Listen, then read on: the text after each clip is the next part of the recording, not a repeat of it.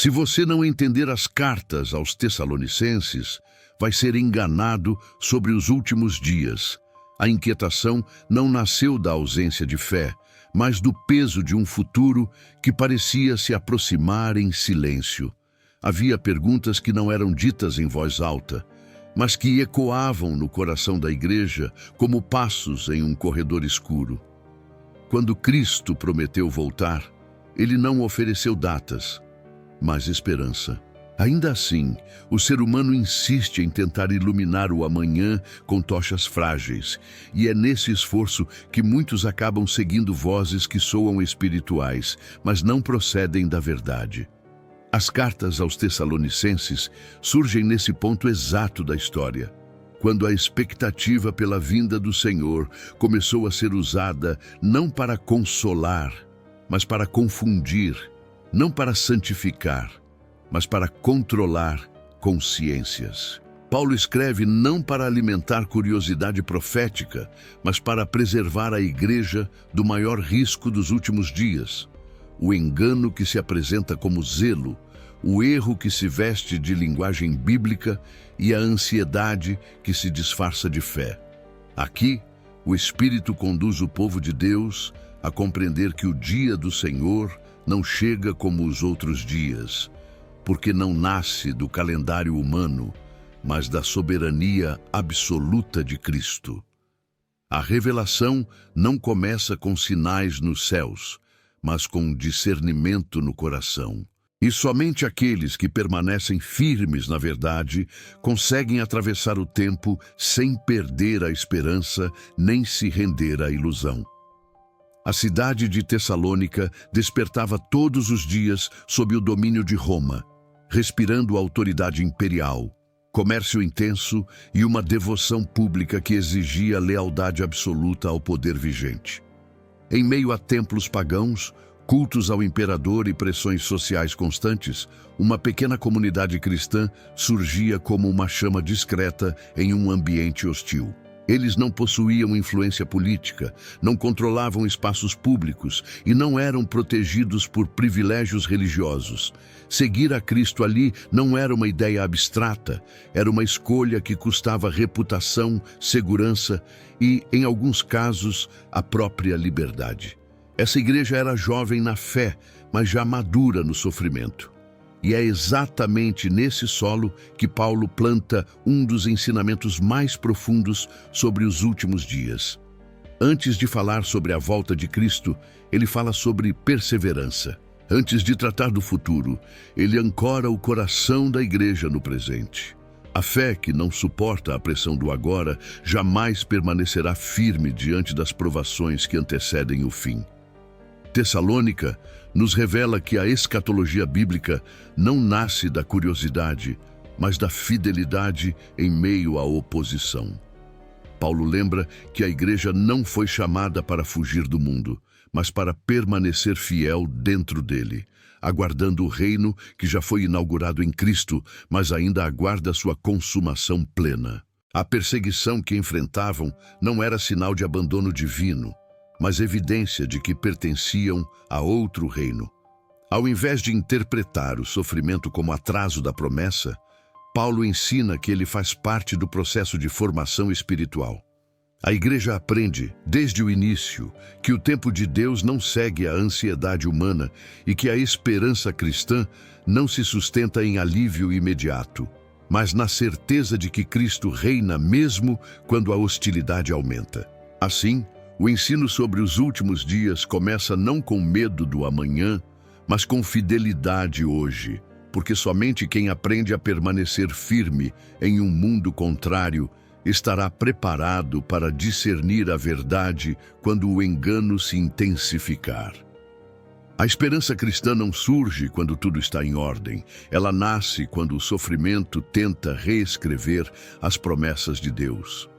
Em Tessalônica, a aflição não era um episódio isolado, era um ambiente contínuo. A pressão externa, a rejeição social e a perseguição religiosa criavam um cenário onde muitos começavam a se perguntar se realmente estavam no caminho certo. Era nesse contexto que a fé corria o risco de ser confundida com frustração e a promessa de Cristo com silêncio divino. Paulo escreve para corrigir essa leitura equivocada da realidade. Ele conduz a igreja a compreender que a aflição não invalida a esperança. Pelo contrário, ela a revela em sua forma mais pura. O Evangelho nunca prometeu ausência de dor, mas garantiu a presença fiel de Deus no meio dela. Ao lembrar os tessalonicenses de como receberam a palavra em meio à grande tribulação, Paulo mostra que a fé deles não nasceu em terreno confortável, mas em solo regado por lágrimas, oposição e perseverança. Essa esperança não dependia de circunstâncias favoráveis, mas da certeza de que Cristo já havia vencido e que sua soberania não estava ameaçada pelo caos humano. Enquanto muitos associavam o sofrimento à ira de Deus ou ao atraso das promessas, Paulo revela que a aflição, quando atravessada com fidelidade, se torna um testemunho vivo da obra do Espírito. A igreja aprende que esperar a volta de Cristo não é fugir da dor, mas atravessá-la com os olhos fixos naquilo que é eterno. A esperança cristã não anestesia o sofrimento, ela o ressignifica. Em vez de produzir desespero, ela gera perseverança. Em vez de alimentar medo, fortalece a fé. Paulo aponta que Deus é justo, que vê cada lágrima e que o juízo final colocará todas as coisas em ordem, não segundo a pressa humana, mas segundo a justiça perfeita do Senhor. A igreja é chamada a compreender que o tempo presente, com suas dores e injustiças, não define a realidade final. Existe um futuro garantido, não por méritos humanos, mas pela fidelidade de Deus. Essa esperança não é abstrata. Ela se manifesta em uma vida transformada, em uma fé ativa e em uma espera vigilante. Ao ensinar isso, Paulo desloca o foco da ansiedade pelo amanhã para a fidelidade no presente. A esperança que nasce em meio à aflição não produz fuga, mas firmeza. Ela não cria ilusões, mas fortalece convicções. E quanto mais a igreja compreende essa verdade, mais preparada ela se torna para enfrentar os tempos difíceis, sem se deixar seduzir por falsas promessas, discursos apressados ou interpretações que prometem alívio imediato sem cruz. A esperança cristã, enraizada na soberania de Cristo, permanece firme mesmo quando tudo ao redor tenta provar o contrário, porque ela não se apoia no que é visível, mas na fidelidade daquele que prometeu voltar. Nem todo engano nasce da rebeldia aberta. Alguns surgem do excesso de expectativa misturado à impaciência espiritual. Em Tessalônica, a promessa da volta de Cristo começou a ser interpretada fora do equilíbrio da verdade, e aquilo que deveria produzir vigilância passou a gerar confusão. Alguns viviam como se o tempo tivesse perdido o valor. Outros abandonavam responsabilidades, enquanto certos discursos afirmavam que o dia do Senhor já havia chegado. A fé, quando desconectada da sobriedade, torna-se terreno fértil para distorções. Paulo escreve para restaurar o eixo da esperança cristã, não diminuindo a glória da promessa, mas recolocando-a no lugar correto. A volta de Cristo não foi revelada para desorganizar a vida da igreja, mas para santificá-la. Quando a expectativa escatológica perde sua raiz na verdade, ela deixa de apontar para Cristo e passa a servir à ansiedade humana. O apóstolo corrige com autoridade pastoral, lembrando que aguardar o Senhor não significa abandonar o mundo, mas viver nele com responsabilidade, fidelidade e discernimento. A confusão que se instalou não era apenas prática, era teológica. A promessa havia sido separada do caráter de Deus. Paulo reafirma que o Senhor é fiel, que suas palavras não geram caos e que nenhuma revelação verdadeira contradiz aquilo que já foi entregue à igreja. Ele desmonta a ideia de que urgência espiritual justifica comportamento irresponsável. O zelo que ignora a ordem de Deus não é virtude, é desvio. A igreja aprende que a esperança correta não paralisa, ela organiza.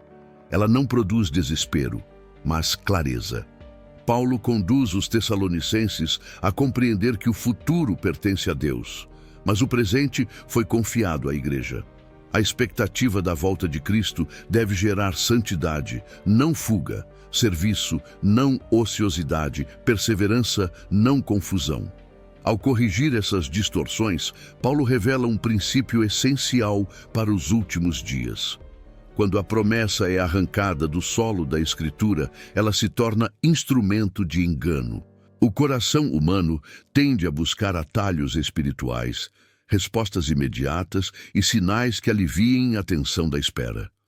Mas o Evangelho não oferece atalhos, oferece fidelidade. A volta do Senhor não é uma desculpa para abandonar a missão, é o combustível para cumpri-la com ainda mais zelo. A igreja aprende que viver à espera de Cristo não significa viver suspensa do mundo, mas ancorada na verdade enquanto caminha por ele. Essa correção não apaga a esperança, ela a purifica. E quanto mais a esperança é purificada, menos espaço existe para discursos que prometem revelação sem cruz, glória sem perseverança e fim sem fidelidade. Assim, Paulo prepara a igreja para compreender que os últimos dias não exigem pressa desordenada, mas vigilância sóbria. Somente uma fé equilibrada, firmada na verdade e moldada pela perseverança, será capaz de reconhecer Cristo quando ele vier e de discernir o engano quando ele se apresentar com aparência de luz. A morte havia entrado na comunidade como uma pergunta sem resposta, silenciosa e pesada. Alguns haviam partido antes que a promessa se cumprisse, e o coração dos que permaneciam começou a ser tomado por uma angústia profunda. Não era apenas saudade, era o medo de que aqueles irmãos tivessem sido esquecidos no plano de Deus. A esperança da volta de Cristo, que antes iluminava o caminho, agora parecia lançar sombras sobre o destino dos que dormiam. Paulo escreve para tocar exatamente nesse ponto sensível da fé humana, onde a dor tenta reinterpretar a verdade. Ele não ignora o luto, nem espiritualiza a perda, mas conduz a igreja a enxergar a morte à luz da ressurreição de Cristo. A resposta não nasce da especulação, mas daquilo que já foi revelado no Evangelho. Se Cristo morreu e ressuscitou, então a morte perdeu seu poder final.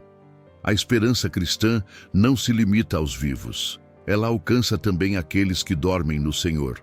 Paulo revela que a separação não é definitiva e que o encontro prometido não exclui ninguém que esteja em Cristo. O consolo não está em minimizar a dor, mas em lembrar que ela não é o fim da história. A ressurreição deixa de ser um conceito distante e se torna a base concreta da esperança cristã. Ao falar da vinda do Senhor, Paulo aponta para um evento que reunirá vivos e mortos em Cristo, não como dois grupos separados, mas como um só povo redimido. A igreja aprende que a promessa não falha por causa do tempo, nem se perde por causa da morte. O que parece atraso aos olhos humanos é apenas parte de um plano maior, conduzido com precisão divina. A esperança que não morre é aquela que está enraizada não no calendário, mas na fidelidade de Deus. Paulo conduz os tessalonicenses a compreender que o luto cristão não é ausência de dor, mas presença de esperança. Chorar não contradiz a fé, mas chorar sem esperança revela desconhecimento da verdade. A ressurreição de Cristo transforma a forma como a igreja encara a morte, não como derrota final, mas como sono temporário à espera do despertar glorioso. Essa revelação não elimina o sofrimento, mas o envolve com sentido eterno. A igreja deixa de olhar para os que dormem com desespero e passa a enxergá-los com expectativa. A promessa da volta de Cristo se torna, então, fonte de consolo, não de angústia. Ao ensinar isso, Paulo prepara o coração da igreja para tempos ainda mais desafiadores, onde a morte, a perda e a espera caminharão juntas. Somente quem compreende que a esperança não termina no túmulo consegue permanecer firme quando a ausência parece falar mais alto que a promessa. A fé cristã não nega a realidade da morte, mas a submete à realidade maior da ressurreição. E é essa certeza que sustenta a Igreja enquanto aguarda o dia em que a separação dará lugar ao reencontro. E a promessa se cumprirá plenamente na presença de Cristo. O mundo sempre buscou sinais que pudessem ser controlados, datas que pudessem ser marcadas e alertas que oferecessem falsa sensação de preparo. Mas o dia do Senhor não se submete à lógica humana, nem responde à ansiedade de quem deseja antecipar o que Deus decidiu guardar sob sua soberania. Paulo conduz a Igreja a abandonar a ilusão da previsibilidade e a compreender que esse dia não se anuncia com espetáculo, mas se impõe como realidade inevitável. Ele não chega como confirmação de cálculos, mas como revelação do governo absoluto de Deus sobre a história.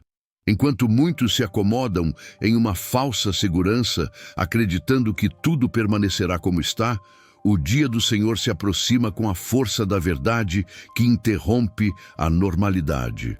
Paulo não descreve esse dia para provocar medo, mas para despertar sobriedade. A segurança construída fora de Cristo é frágil, ainda que pareça estável. A paz proclamada pelo mundo não resiste quando confrontada pela justiça divina.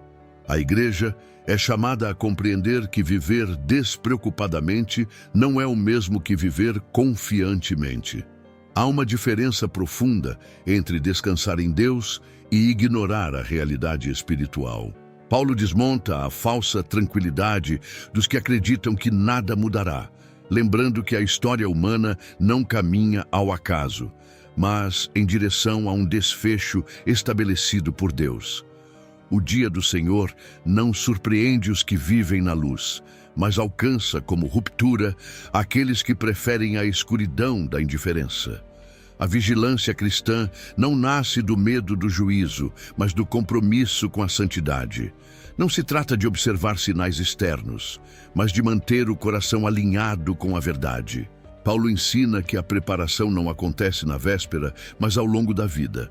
A fé que aguarda o Senhor é moldada diariamente por escolhas, renúncias e fidelidade silenciosa. O dia do Senhor não é um evento isolado, mas a culminação de uma história onde cada decisão espiritual já aponta para esse encontro. Ao revelar isso, Paulo desloca o foco da curiosidade profética para a responsabilidade espiritual. A Igreja aprende que não foi chamada para viver em alerta nervoso, mas em vigilância constante. Essa vigilância não paralisa, ela orienta. Não gera pânico, mas discernimento. O dia do Senhor expõe a diferença entre aparência de paz e paz verdadeira, entre estabilidade ilusória e segurança eterna. Paulo conduz os tessalonicenses a compreender que a verdadeira preparação não está em saber quando o dia virá, mas em viver de modo digno quando ele chegar. A luz não teme o amanhecer, ela o aguarda. Assim, o ensino sobre esse dia não termina em tensão, mas em chamado à sobriedade, à fidelidade e à esperança que permanece firme, mesmo quando o mundo insiste em dormir. Porque somente quem vive desperto na verdade atravessa o tempo sem ser surpreendido pelo juízo, nem seduzido por uma paz que não procede de Deus. Existe uma linha invisível que separa aqueles que aguardam a volta de Cristo daqueles que apenas temem o fim. Essa diferença não se revela em discursos, mas na forma como cada um vive quando a pressão aumenta e a escuridão parece ganhar espaço. Paulo conduz a Igreja a compreender que pertencem a outra realidade, não porque escaparam do mundo, mas porque foram chamados a viver nele como filhos da luz. Essa identidade não é um título simbólico, é uma condição espiritual que molda pensamento, comportamento e discernimento. Enquanto alguns caminham como se nada estivesse por vir, Outros permanecem despertos, não por ansiedade, mas por consciência espiritual. A luz não elimina a noite, mas permite enxergar com clareza dentro dela. Paulo não descreve um contraste externo, mas interior.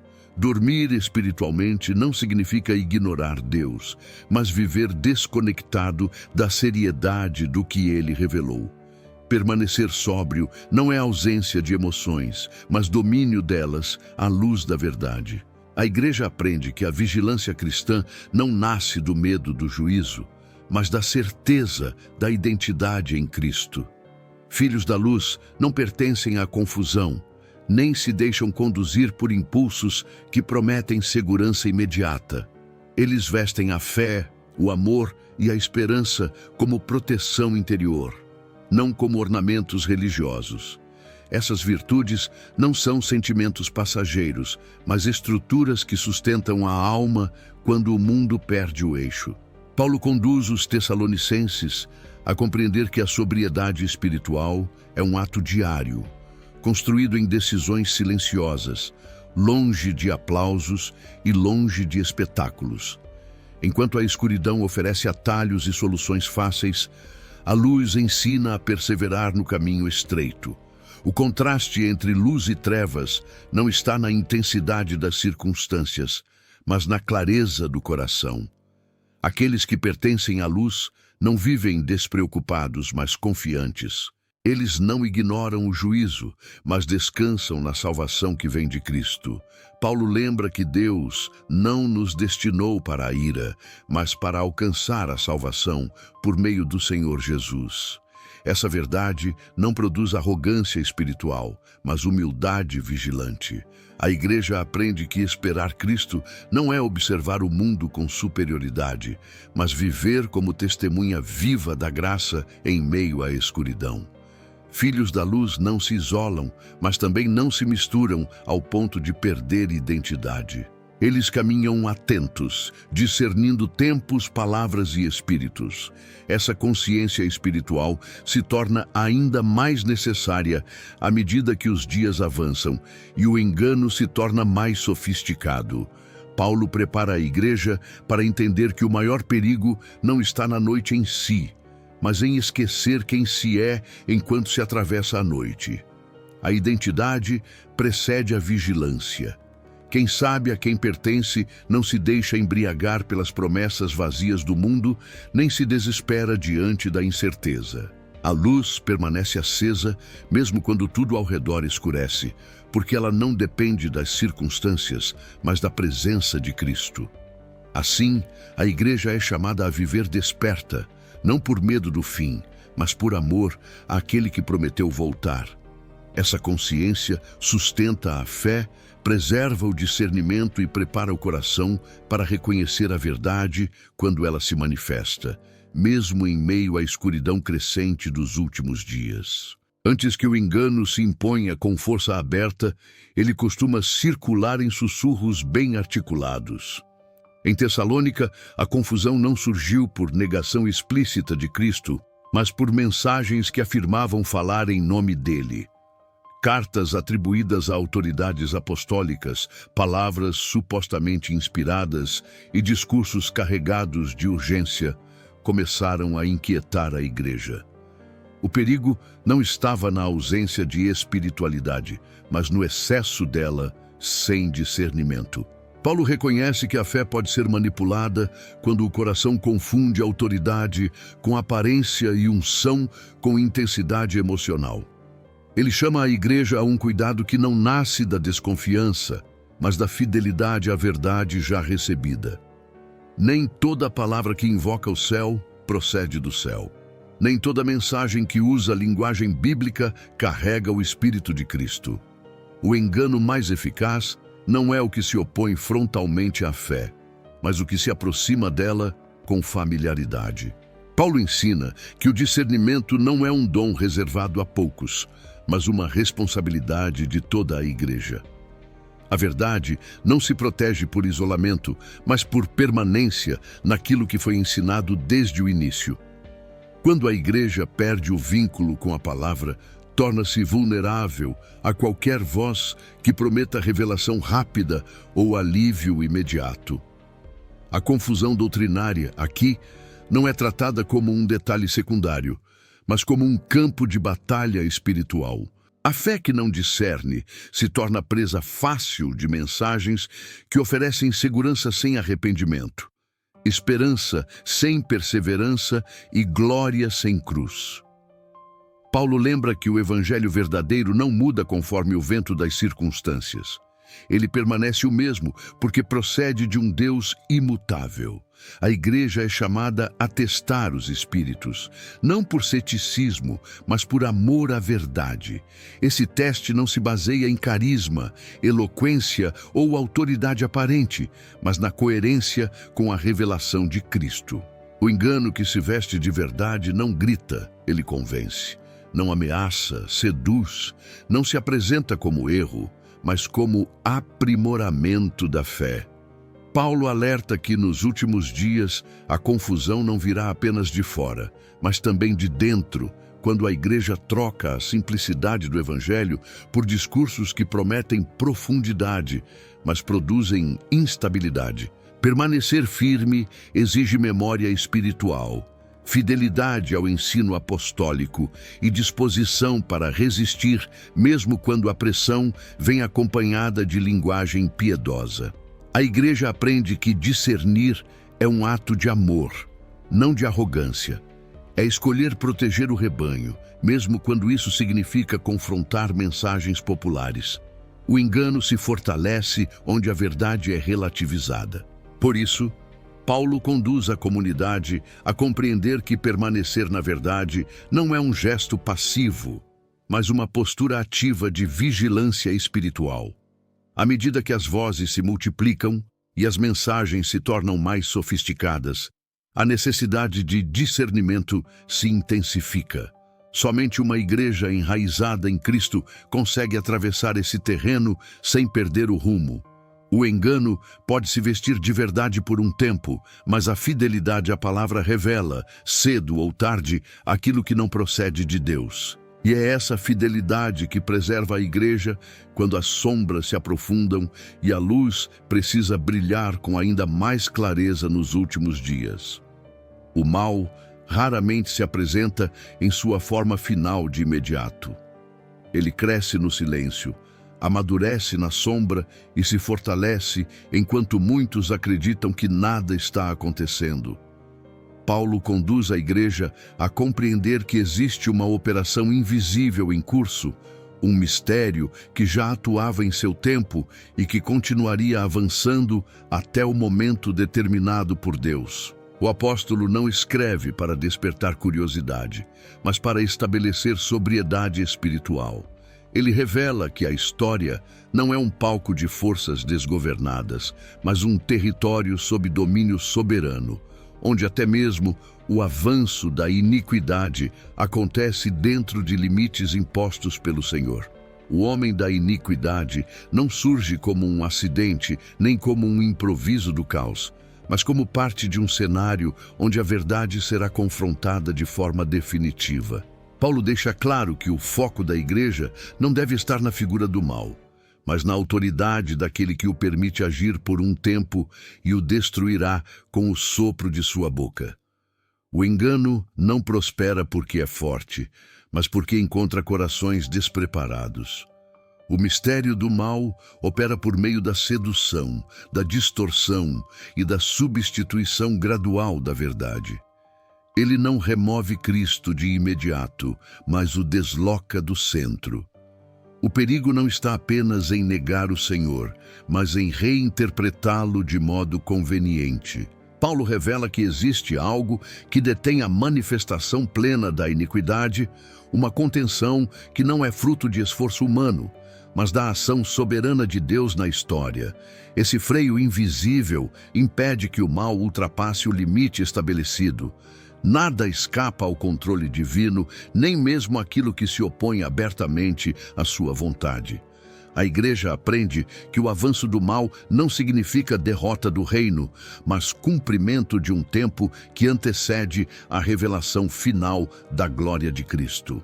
O erro de muitos é observar o crescimento da iniquidade e concluir que Deus perdeu o controle.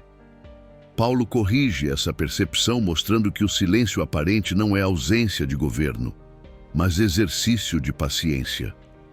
O mal amadurece apenas até onde Deus permite, e sua queda já está decretada antes mesmo de sua manifestação plena.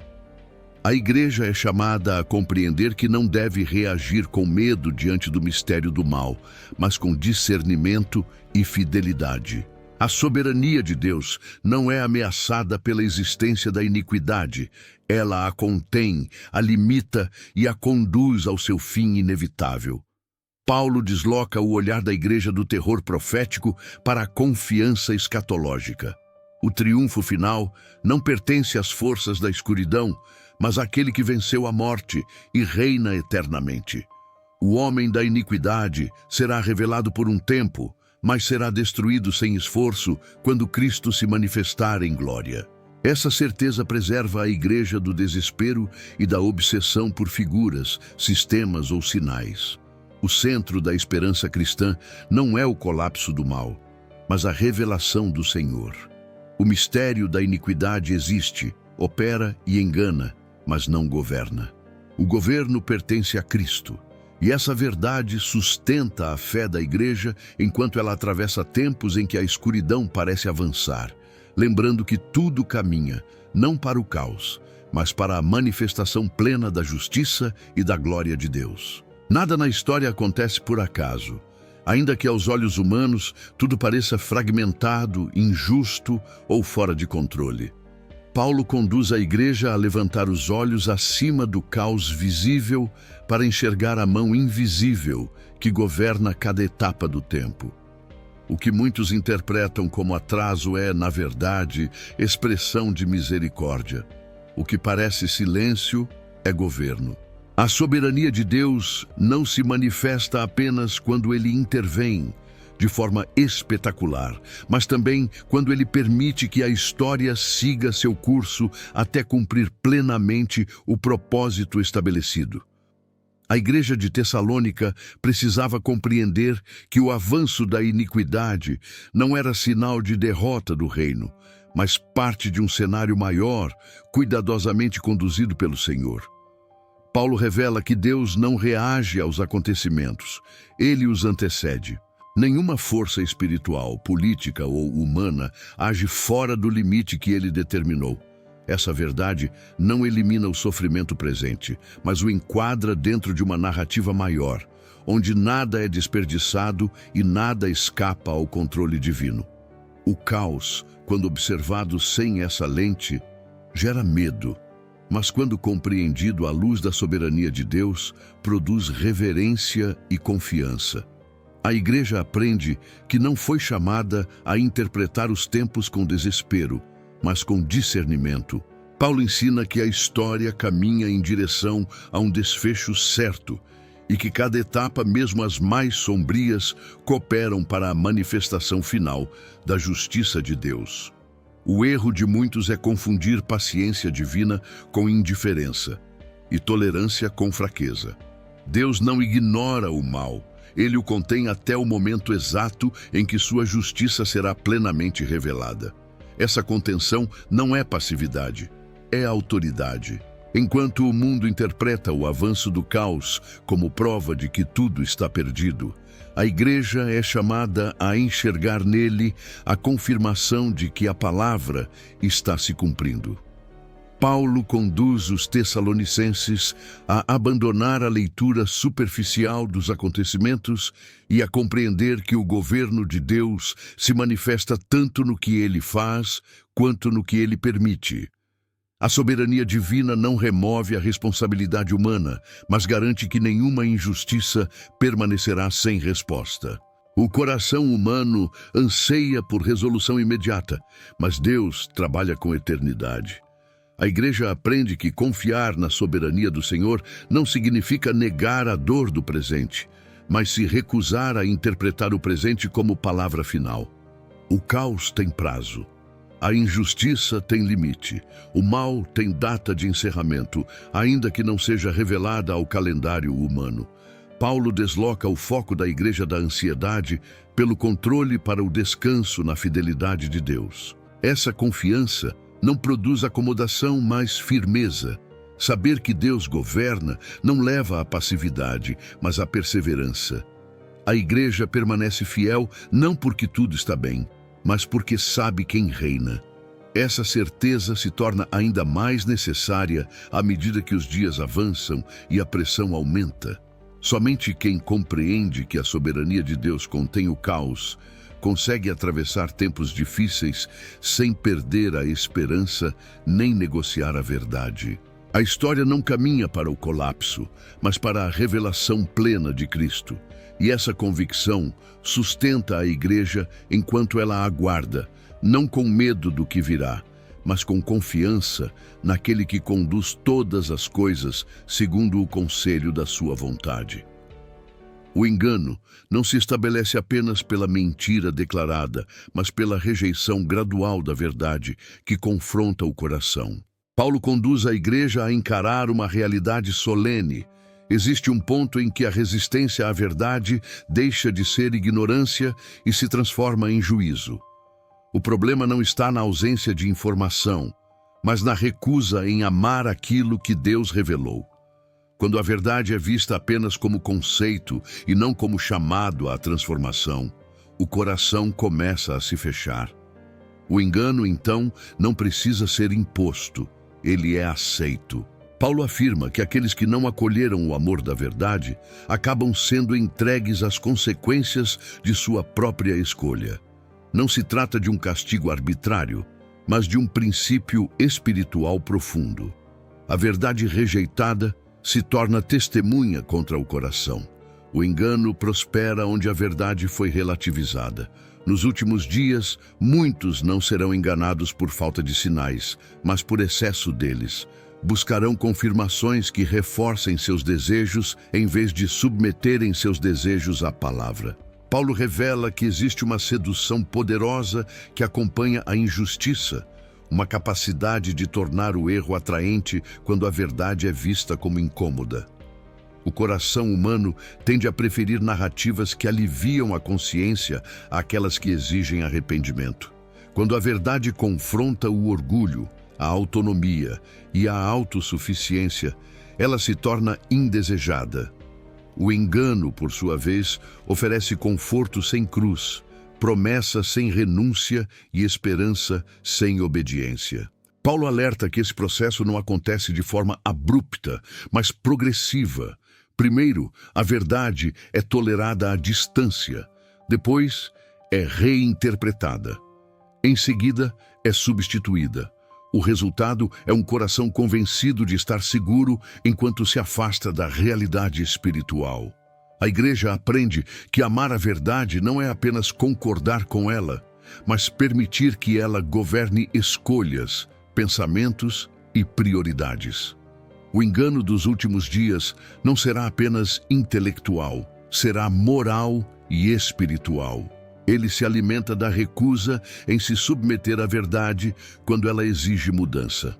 Paulo conduz a igreja a compreender que a proteção contra o engano não está em acumular conhecimento, mas em cultivar um coração rendido. A verdade não se defende sozinha quando é rejeitada. Ela se retira, deixando espaço para aquilo que o coração deseja ouvir. Esse é o juízo mais sutil e mais severo. Não a imposição do erro, mas a permissão para segui-lo. A igreja é chamada a vigiar não apenas doutrinas, mas afetos. Amar a verdade significa preferi-la mesmo quando ela confronta expectativas, corrige caminhos e desmonta ilusões. Paulo revela que os últimos dias não serão marcados apenas por sinais externos, mas por uma crise interna de amor à verdade. Onde esse amor se perde, o engano encontra abrigo. Onde ele permanece, a luz continua a discernir, corrigir e preservar. A igreja aprende que a verdade não é neutra, ela exige resposta. Ou ela transforma, ou é rejeitada. E somente aqueles que a amam acima de suas próprias vontades permanecerão firmes quando o engano se apresentar com aparência de segurança e linguagem de fé. Em meio à instabilidade, Paulo aponta para algo que não oscila com o tempo nem se curva às pressões culturais. Quando as vozes se multiplicam e as mensagens competem pela atenção da igreja, ele chama o povo de Deus a permanecer firme naquilo que foi recebido desde o princípio. A fé cristã não foi entregue como um campo aberto à reinvenção contínua, mas como um tesouro confiado para ser guardado, vivido e transmitido com fidelidade. Permanecer na tradição apostólica não significa apego a costumes vazios, mas compromisso com a verdade que procede de Cristo e foi confirmada pelo testemunho dos apóstolos. Paulo conduz a igreja a compreender que, nos últimos dias, a maior forma de resistência espiritual não será a inovação, mas a perseverança. A pressão para adaptar a fé às expectativas do mundo sempre existiu, mas se intensifica quando o engano se apresenta como avanço espiritual. A tradição apostólica, longe de ser um peso, torna-se âncora. Ela preserva a igreja de modismos doutrinários, de revelações desconectadas da Escritura e de discursos que prometem profundidade, mas produzem confusão. Paulo lembra que a verdade não muda para se tornar relevante, ela permanece para nos tornar fiéis. A igreja aprende que há segurança em permanecer, mesmo quando permanecer exige coragem. A fidelidade não é passividade, é resistência silenciosa contra tudo o que tenta deslocar Cristo do centro. Ao exortar a igreja a guardar o que foi ensinado, Paulo revela que a continuidade da fé é um ato espiritual poderoso. Em tempos de ruptura, permanecer é um testemunho. Enquanto muitos correm atrás de novidades, a igreja é chamada a aprofundar raízes. A tradição apostólica não aprisiona, ela protege. Ela estabelece limites que preservam a vida espiritual e impedem que a fé seja moldada por conveniências momentâneas. Paulo não separa a tradição de vida prática. Aquilo que foi ensinado deve ser vivido no cotidiano, nas relações, no trabalho e na perseverança diária. A verdade não foi entregue apenas para ser compreendida, mas para formar caráter. A igreja aprende que a fidelidade ao ensino apostólico produz estabilidade interior em meio ao caos exterior. Quando tudo parece incerto, a palavra permanece. Quando vozes se contradizem, a verdade continua clara. Permanecer firme não significa ausência de dúvidas, mas escolha consciente de confiar naquilo que Deus revelou. Paulo conduz a comunidade a entender que a tradição apostólica não pertence ao passado, ela sustenta o presente e prepara o futuro. É nela que a igreja encontra discernimento para reconhecer o engano, força para suportar a pressão e esperança para aguardar a revelação final de Cristo. A fidelidade se torna, então, o maior sinal de maturidade espiritual. Não a capacidade de prever eventos, mas a disposição de permanecer fiel até o fim. A igreja aprende que resistir nos últimos dias não exige novas revelações, mas coração firme na verdade já recebida. Permanecer em Cristo, permanecer na palavra e permanecer na esperança são atos que sustentam a fé quando tudo ao redor tenta movê-la. Assim, Paulo prepara a igreja para atravessar os tempos finais não com medo, mas com firmeza, sabendo que aquilo que foi confiado por Deus é suficiente para guardá-los até a vinda do Senhor. Paulo não encerra sua exortação apontando para sinais, conflitos ou cenários futuros, mas conduz a igreja para o lugar onde toda vigilância encontra descanso. Depois de falar sobre engano, perseverança e fidelidade, ele leva o coração dos tessalonicenses à oração. Não como último recurso, mas como fundamento que sustenta tudo o que foi dito. A oração não aparece como fuga da realidade, mas como ancoragem na fidelidade de Deus. Paulo revela que, em meio à instabilidade dos últimos dias, existe um cuidado constante que não depende da força humana. O mesmo Deus que governa a história guarda pessoalmente o seu povo. A vigilância cristã não se mantém por esforço contínuo, mas por confiança renovada. Paulo aponta para um Senhor fiel que fortalece, protege e conduz até o fim aqueles que permanecem em Cristo. Essa fidelidade divina não elimina a necessidade de perseverança, mas a sustenta. A igreja aprende que não caminha sozinha pelo tempo. Há uma obra silenciosa sendo realizada no interior dos que creem, moldando caráter, fortalecendo convicções e preservando a fé em meio às pressões. A oração se torna o espaço onde a ansiedade se dissolve e a esperança é restaurada. Paulo ora para que o coração da igreja seja direcionado ao amor de Deus e à perseverança de Cristo. Não se trata de uma esperança genérica, mas de uma esperança enraizada no caráter daquele que prometeu voltar. A vigilância cristã não termina em tensão constante, mas em confiança profunda. Os últimos dias para os que estão em Cristo não são um caminho de pânico, mas de amadurecimento espiritual. A oração guarda a igreja de interpretar os acontecimentos apenas com os olhos humanos. Ela realinha o coração com a eternidade. Paulo conduz a comunidade a compreender que a fé não se sustenta apenas em compreensão intelectual, mas em relacionamento vivo com Deus. Aquele que chama é fiel para completar a obra que começou. Essa certeza não gera acomodação, mas descanso ativo. A igreja permanece vigilante, mas não ansiosa. Permanece atenta, mas não dominada pelo medo.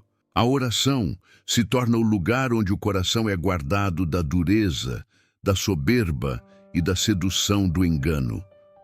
Nos últimos dias, a maior proteção da igreja não está em conhecer todos os detalhes do futuro, mas em permanecer rendida à fidelidade de Deus no presente. Paulo encerra lembrando que a graça do Senhor Jesus sustenta cada passo da caminhada até o fim. A esperança cristã não termina em sinais, mas em comunhão.